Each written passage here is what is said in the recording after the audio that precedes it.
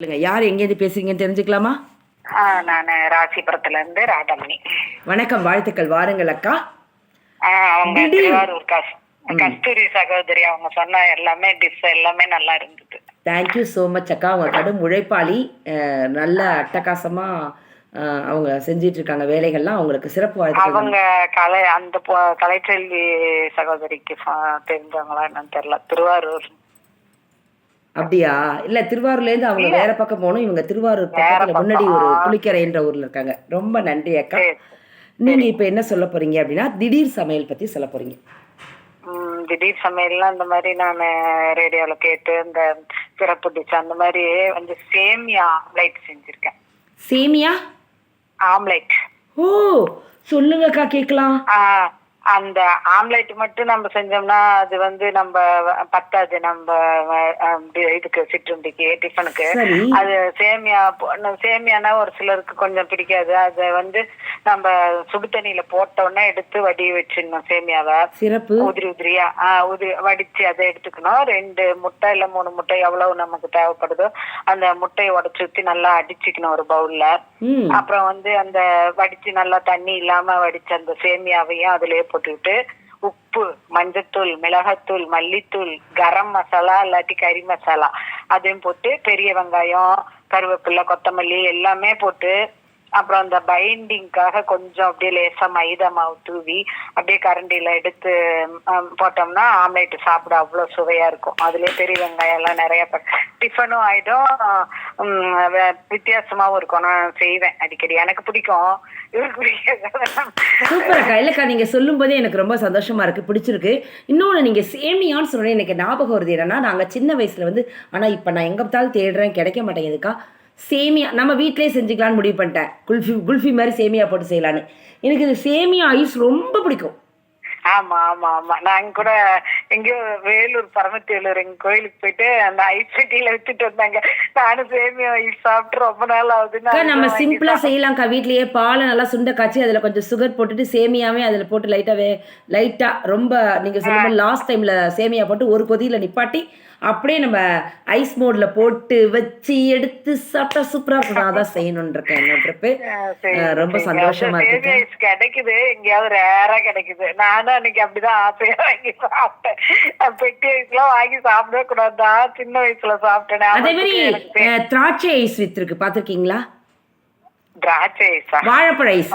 ஆமா, grapes ice, banana ice, இதெல்லாம் நாங்க சாப்பிடுவோம். அதெல்லாம் சாப்பிட்டதில்ல, சேமியா ஐஸ் சாப்பிட்டிருக்கேன். அது சின்ன வயசுல. அதுவும் எங்க வீட்டுல ஐஸ்காரங்க டெய்லி வந்தாலும் போங்கய்யா நாளைக்கு வாங்கன்னு எங்க வீட்டுல சொன்னா கூட, ஏன்னா நிறைய பேர் இருப்போமா பசங்க, அவங்களுக்கு நிறைய வியாபாரம் ஆகும் இல்லையா ஐஸு, அதனால போகவே மாட்டாரு. வேணே அடிச்சுட்டே இருப்பாரு. ஆரணை அடிச்சுட்டே இருப்பாரு. ஐஸ்கிரீம்னா அவ்வளவு இஷ்டம் போல இருக்கு. ஆமா, எங்க வீட்டுல எல்லாருமே குழந்தைங்க தானே, நாங்களாம் வளரும் போது எல்லாருக்கும் வேணும்ல, அதனால வேணே ஒரு ஐஸ் போக மாட்டாருக்கா லேஸ்ல. எங்க அப்பா டெய்லி கொடுத்தா சளி பிடிச்சுக்கொள்ள போவே மாட்டாரு. எனக்கு அது ஞாபகம்லாம் வந்துருச்சு நீங்க சொல்றதை கேட்டு. சூப்பர் அக்கா. இப்ப அப்படிதான் நாங்க கொடுமுடி வெங்கம்பூருக்கு போயிருந்தப்ப ஐஸ்காரங்க அப்படியே குல்பி ஐஸ் குழந்தைங்க இருக்காங்க, அந்த மாதிரி கூட்டம் சேர்ற இடத்துல ஐஸ்காரங்க வந்துடுறாங்கல்ல, வியாபாரம் ஆகட்டும். ஆனா கிராமத்துல டெய்லி கொண்டு வருவாங்க ஐஸ். அதாவது பால் ஐஸ் இருக்கும், கப் ஐஸ் இருக்கு, நிறைய ஐஸ் கொண்டு வருவாங்க. சரி, நீங்க ஐஸ் வீங்க பாக்கலாம்க்கா. உங்கள்ட்ட புதுவிதமா ஒரே ஒரு இது கேக்குறேன், வீங்க சொல்லுங்க. ஐஸ விக்கணும் நீங்க. ஐஸ் ஐஸ், கப் ஐஸ், பால் ஐஸ், சேமியா ஐஸ், குல்பி ஐஸ், ஐஸ் வேணுமா? Ice ice. ஐயோ, ரொம்ப நல்லா இருக்கே. இன்னொரு ட்ரிப்பு.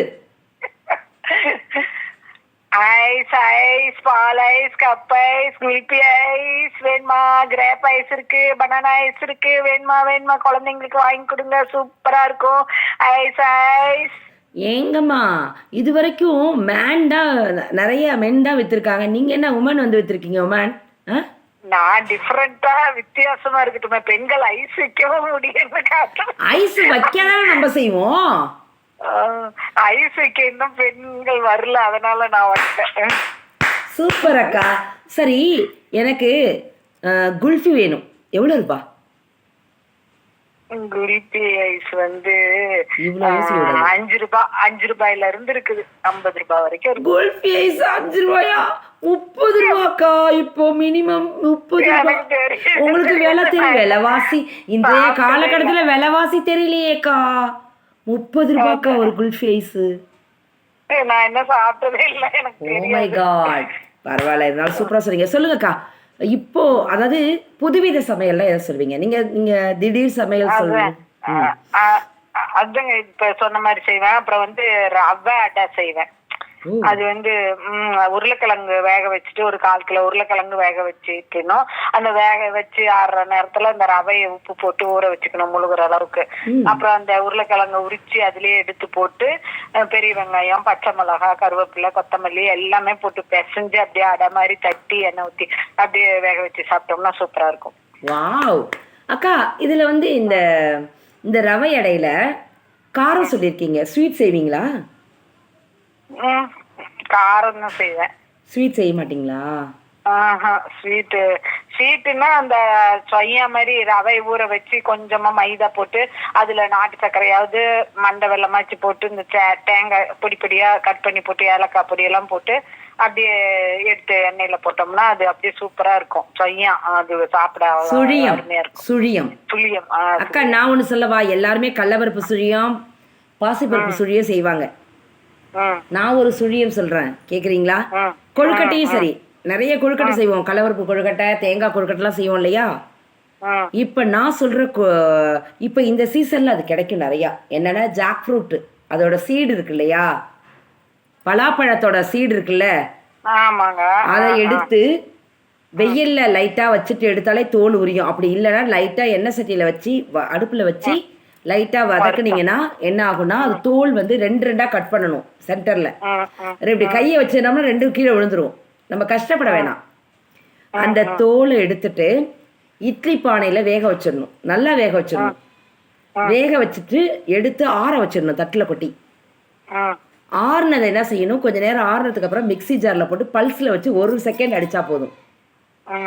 அப்படியே பொல பொல பொலன்னு சூப்பரா வந்திருக்கும். ஒரு மூடி தேங்காவை நல்லா துருவி வச்சுக்கணும். ஏலக்காவை 2 நுணுக்கி வச்சுக்கணும். ஏலக்காய் வந்து தோல் எடுத்துட்டு அந்த உள்ளுக்குள்ள இருக்க மட்டும் நசுக்கி போடணும், இல்லைன்னா தோல் வாயில படும். ஓகேவா? வச்சுட்டு என்ன செய்யணும்னா எல்லாத்தையும் இப்போ வந்து தேங்காய் பூவை கொஞ்சோண்டு வதக்கிட்டோம்னா ரொம்ப நாள் உடனே சாப்பிட்றதுனா வதக்க வேணாம். கொஞ்சம் 2 நாள் நம்ம வச்சது சாப்பிடலாம்னா நல்லா வதக்கிடணும். நல்லா வதக்கிட்டு அதில் தூக்கி கொட்டுடும். தேங்காய் பூவை கொட்டிட்டு ஏலக்காய் தட்டி போடுறோம். வெல்லம் இருக்குல்ல, அதை வந்து பாகு காய்ச்சி ஊற்றினோம்னா அது தேவையில்லை. நம்ம வெல்லத்தை நல்லா நுணுக்கிட்டு நம்ம இதில் போட்டுடலாம். ஏன்னா பாகு காய்ச்சதுக்குன்னா கொஞ்சம் தண்ணி ஊற்றி வச்சோம்னா அடியில் கல் மண் இருக்கும், அது கொஞ்சம் வடிகட்டி அதை காய்ச்சறது ஊற்றுறோம். கெட்டியாக காய்ச்சியும் ஊற்றலாம். இல்லை உங்களுக்கு அதெல்லாம் பிகினஸ் கஷ்டமாக இருக்குது அப்படின்னா நம்ம என்ன பண்ணலாம்னா தேங்காவோ நாட்டு சர்க்கரையோ போட்டு பிசைஞ்சிங்கன்னா சூப்பராக கெட்டியாக இருக்கா. அதை வந்து நம்ம மைதா மாலை போட்டு நினச்சி போட்டோம்னா சுழியன். ஆனால் கொழுக்கட்டைக்கு இந்த பச்சரிசி மாவை கழுவி காய வச்சு அரைச்சி வச்சுருப்போம் இல்லையா, அதில் லைட்டாக உப்பு போட்டு பிசைஞ்சு வச்சுருப்போம்ல, அந்த மாவுக்குள்ளே இதை வச்சு பூரணமாக வச்சு நீங்கள் சாப்பிட்டு பாருங்கள். இந்த சீசனில் மட்டும்தான் அது கிடைக்கும்.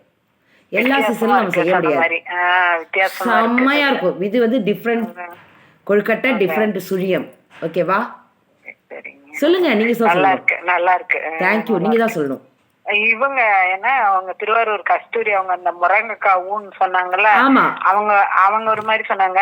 எங்க அம்மா எப்படி செய்வாங்கன்னா அந்த நல்ல ஊன் காயா நல்லா முத்தலாவும்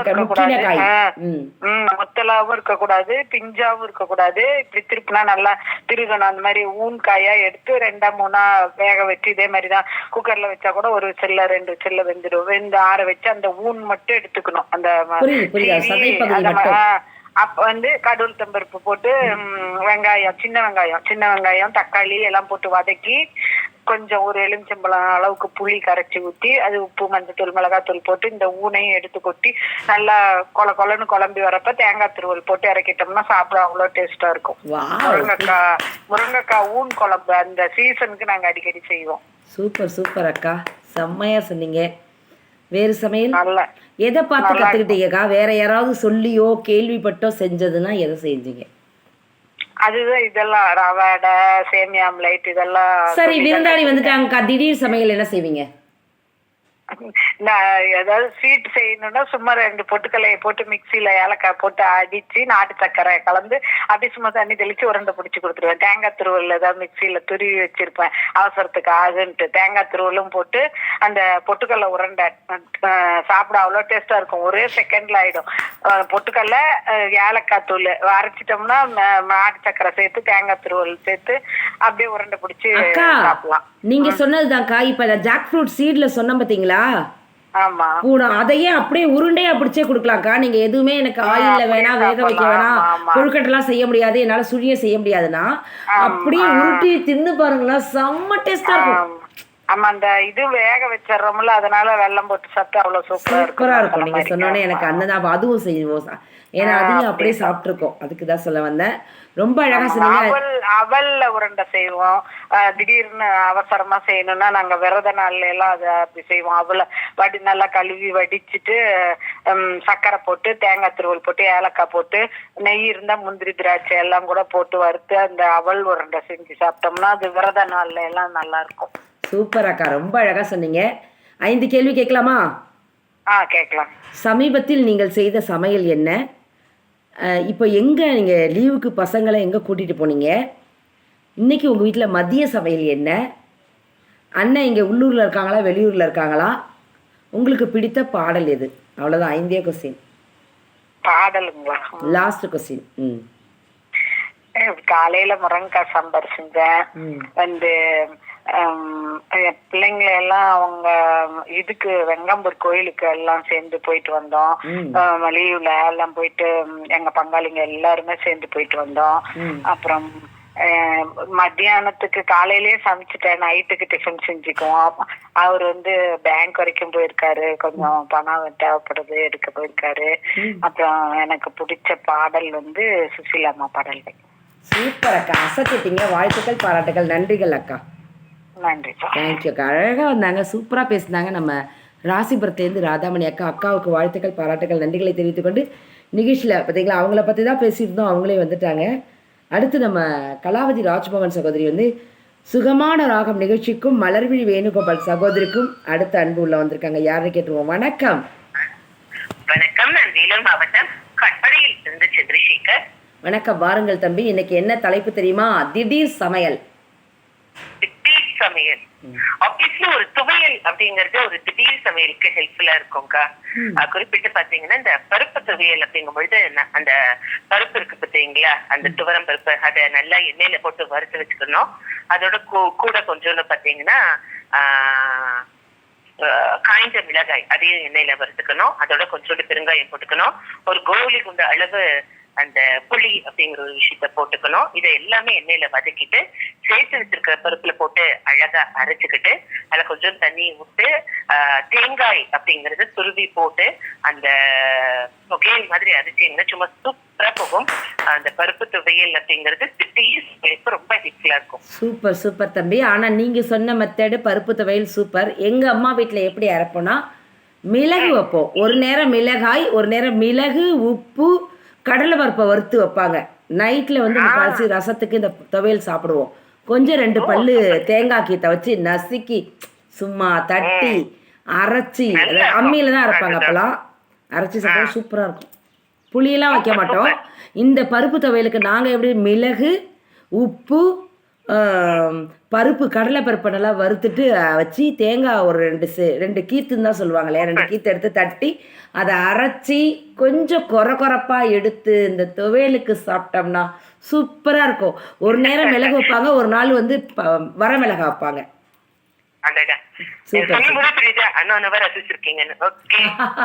தேங்க்யூ ஸோ மச் தம்பி. அடுத்து நீங்கள் எதை பார்த்தாவது எங்கிருந்தாவது கேள்விப்பட்டு புதுவிதம் இல்லை, ஆமாம் புதுவிதமாக சமையல் செஞ்சுருக்கீங்களா? அல்லது அம்மா ஏதாவது புதுசாக செஞ்சுருக்காங்களா? என்ன சமையல் அதை சொல்லலாம்.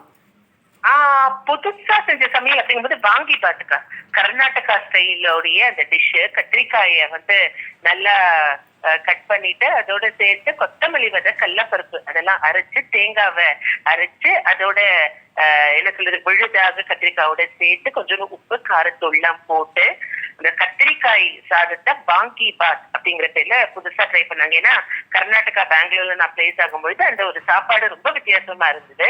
அதை எப்படிடா ட்ரை பண்றது அப்படின்ட்டு அதை ட்ரை பண்ணாங்க. அதுக்கப்புறமா வந்து பகோலா பாத், தயிர் சாதம். அது வந்து ரொம்ப வித்தியாசமா இருக்கும். அந்த மெத்தட் ப்ரிப்பரேஷன் கூடிய மெத்தடே பயங்கர குழவா இருக்கும். அதோட கொஞ்சம் கிரேப்ஸ், கொஞ்சம் போமோகிரானட்ஸ் தாளிச்சு நிறைய இதெல்லாம் போடுவாங்க, பழ வகைகள்லாம் போடுவாங்க. அதுவும் அம்மா செஞ்சிருக்காங்க. ஸோ பாங்கி பாத் அண்ட் பகோலா பாத் இது ரெண்டும் கர்நாடகா ஸ்டைல அம்மா செஞ்சிருக்கிறாங்க. அந்த பாங்கி பாத்தை மட்டும் இன்னொரு முறை சொல்லுங்களேன். கத்திரிக்காவை வாங்கி பாத்துக்கு வந்து நல்லா அந்த கத்திரிக்காவை கட் பண்ணி வச்சுக்கணும். அதுக்கப்புறமா பாத்தீங்கன்னா கொத்தமல்லி விதை, கடலை பருப்பு இதை நல்லா வறுத்து வச்சுக்கணும். அதோட சேர்த்து கொஞ்சோண்டு அந்த உப்பு தேவையான அளவு போட்டுக்கணும். அப்புறமா அந்த மிக்சிக்குள்ள போட்டுட்டு தேவையான அளவு தேங்காய் அதையும் அரைச்சுக்கணும். அதை அரைச்சுக்கிட்டு இந்த 4 விஷயத்தையுமே அரைச்சுக்கிட்டு விழுதா பண்ணிக்கணும். விழுதா பண்ணிக்கிட்டு இந்த கத்திரிக்காயை எப்படி நம்ம செய்வோம், எண்ணெய் ஊத்திட்டு கடுகு உளுத்தம்பருப்பு எல்லாம் தாளிச்சுட்டு வெங்காயத்தை கட் பண்ணி போட்டுட்டு அதுக்கு மேல கத்திரிக்காய் போட்டுட்டு நல்லா வதக்கிட்டு இந்த மிக்சருக்கு பார்த்தீங்களா நம்ம அரைச்சு வச்ச விழுது அதை தூக்கி கலந்து அதை எல்லாமே பண்ணோம் அப்படின்னா செம்மையா இருக்கும். சூப்பர்ப்பா, ரொம்ப அழகா அசத்திட்டீங்க.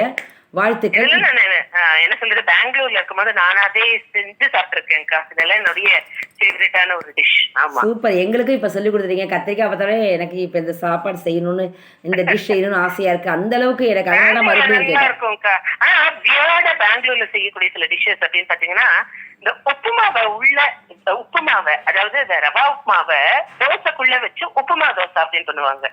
ரொம்ப வியர்டா இருக்கும். என்னடா உப்புமா ஒரு காம்பினேஷன், இது ஒரு காம்பினேஷன். அப்புறமா நீங்க நம்ப மாட்டீங்க, பாகற்காய் பிளஸ் வெண்டைக்காய் பிளஸ் உருளைக்கிழங்கு இது போட்டு ஒரு பொரியல். எப்படி ஒண்ணுக்கு ஒண்ணு சேரும் அப்படி? நான் பாகற்காய் கசப்பு, உருளைக்கிழங்கு ஒரு டேஸ்ட், வெண்டைக்காய் குழகுழப்பு ஒரு டேஸ்ட். ஆனா 3த்தையும் சேர்த்து செய்வாங்க. அது ஒரு வித்தியாசமான சாப்பாடா இருக்கும். சந்திரசேகர் தம்பி, எனக்கு நீங்க வந்து முதல்ல என்ன சொன்னீங்க, எதுக்கு என்ன வைப்பாங்க நீங்க? எதுக்கா ஃபர்ஸ்ட் இப்ப சொல்றதுலே ஸ்டஃப் ஒன்று சொன்னீங்களே. இல்ல இல்ல, அதுக்கப்புறம் இப்ப சொன்னீங்களே ஒரு ஸ்டஃப் ஒண்ணு. உப்புமா தோசை.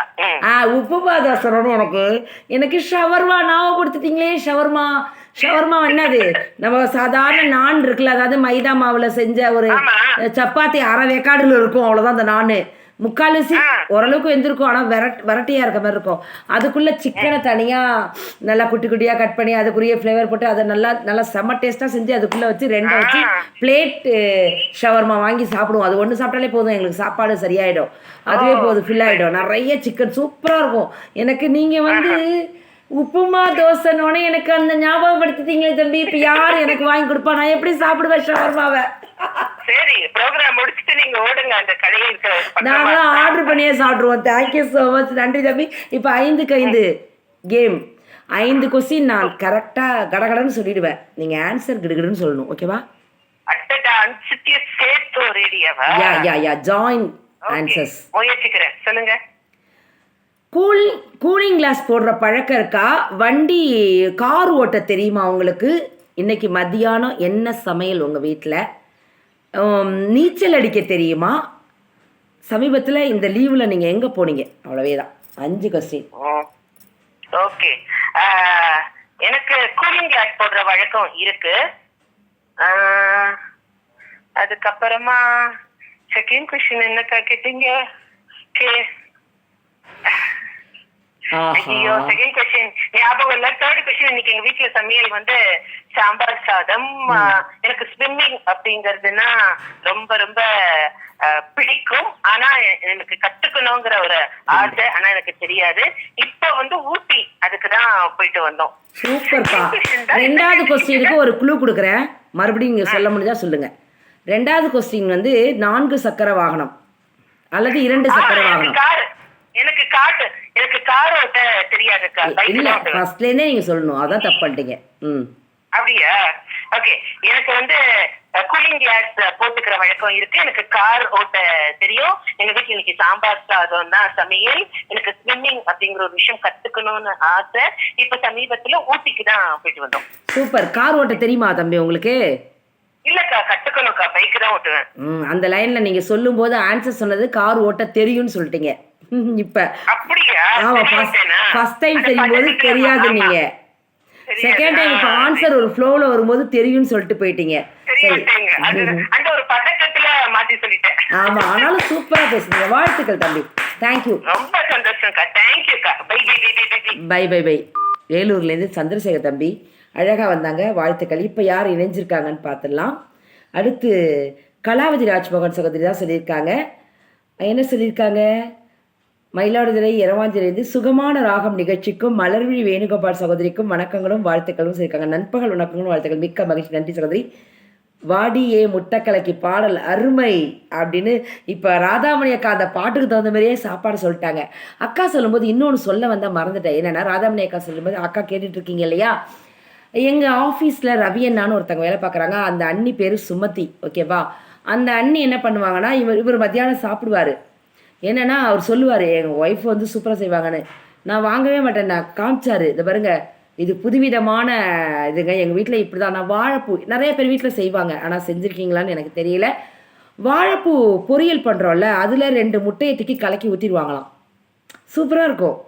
நல்லா இருந்துச்சு. நானும் ஒரு ட்ரிப்பு வீட்டுக்கு வந்து செஞ்சேன், அதே மாதிரி செய்வோன்னு. செம்மையாக நல்லா இருக்குது. வாழைப்பூவோட தோப்பு அது எடுக்குதுன்னு நினைக்கிறேன். நல்லா இருந்துச்சு. அதுக்கு தான் நான் அவங்கள்ட்ட கேட்குறேன்.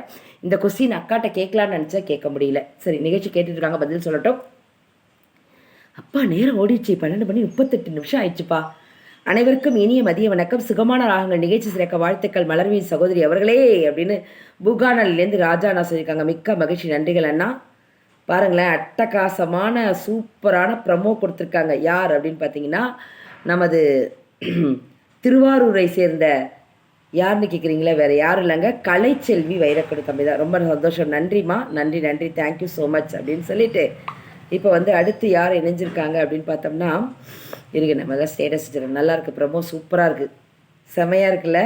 நண்பன் FM 12 PM சுகமான ராகங்கள், திடீர் சமையல் மற்றும் புதுவித சமையல் சொல்ல வரலாம் அப்படின்னு சொல்லி அலைபேசி எண்கள் கொடுத்துட்டு RJ மலர்விழி வேணுகோபால்னு ஒரு சிறப்பு ஒரு அட்டகாசமான ஒரு ப்ரமோ கொடுத்துருக்காங்க. நன்றி, நம்ம நன்றி சொல்லிக்கலாம் திருவாரூர் கலைச்செல்வி தங்கைக்கு அப்படின்னு சொல்லிட்டு. அடுத்து யாரைஞ்சிருக்காங்க, சுகமான ராகங்கள் நிகழ்ச்சி சிறக்க வாழ்த்துக்கள் அக்கமானு நம்ம கலைச்செல்வி தங்கை சொல்லியிருக்காங்க. நன்றிம்மா. இனிய மதிய வணக்கம் உறவுகளின் ஸ்டீஃபன் ராஜ் அவர்கள் சொல்லியிருக்காங்க. ஸ்டீஃபன் ராஜ் எங்கே இருக்கார் தெரியுமா? என் இளைய மகன் இருக்கும் ஊரில் தான் இருக்கிறார். அவங்க ஊர் எங்கே இருக்குது? இவர் ஸ்டீஃபன் ராஜ் அவர் சகோதரர் வந்து வந்தவாசியில் இருக்கார். ஆனால் வந்தவாசினோடனே ஒரு பெரிய சூப்பர் கோயில் இருக்குது. நம்ம சென்னை JPNோட அக்கா இருக்காங்கல்ல, ஜெயகீத் அக்கா, அவங்க சொல்லி நாங்கள் போனோம் அந்த கோயிலுக்கு. அக்காவும் இப்போ பார்த்துட்டாங்க. அந்த கோயில் என்ன கோயில்னா பண்டார என்னமோ ஒரு கோயில் பேர் வரும். ஃபேமஸான கோயில், சூப்பராக இருக்குது வந்தவாசியில். செம்ம கோயில் பா. இப்போ நினச்சாலும் அப்படி சொல்லுது. என் பையன் கொண்டு வந்து விட்டுட்டு போனாப்புல திரும்பி வரும்போது நான் புக் பண்ணிட்டு வீட்டுக்கு போயிட்டேன். இப்போ எங்கள் பையன் வீட்டிலேருந்து பக்கம் காஞ்சிபுரத்துலேருந்து. ரொம்ப நல்லாயிருக்கு. வந்தவாசி போனீங்கன்னா யாராவது அந்த கோயிலுக்கு போயிட்டு வராமல் இருக்காதிங்க. நல்லா இருக்குது கோயில். வந்தவாசி வரைக்கும் போகிற வழியில் இருக்குது. அதாவது காஞ்சிபுரம் டு வந்தவாசி போகிற வழியில் அந்த கோயில் இருக்குது. முடிஞ்சவங்க போய் பாருங்கள், அருமையான கோயில். அடுத்து யார் இணைஞ்சிருக்காங்க அப்படின்னா, நண்பகல் வணக்கம் சகோதரின் சக்திவேல் சகோதரர் சொல்லியிருக்காங்க. மிக்க மகிழ்ச்சி. நன்றி சகோதரரே, விழுப்புரத்துலேருந்து. நன்றி. அழகான இனிய மதிய வணக்கம் மலரமானு கோவையிலேருந்து சுப்லட்சுமி அவங்க சொல்லியிருக்காங்க. மிக்க மகிழ்ச்சி. நன்றிகள் அம்மா.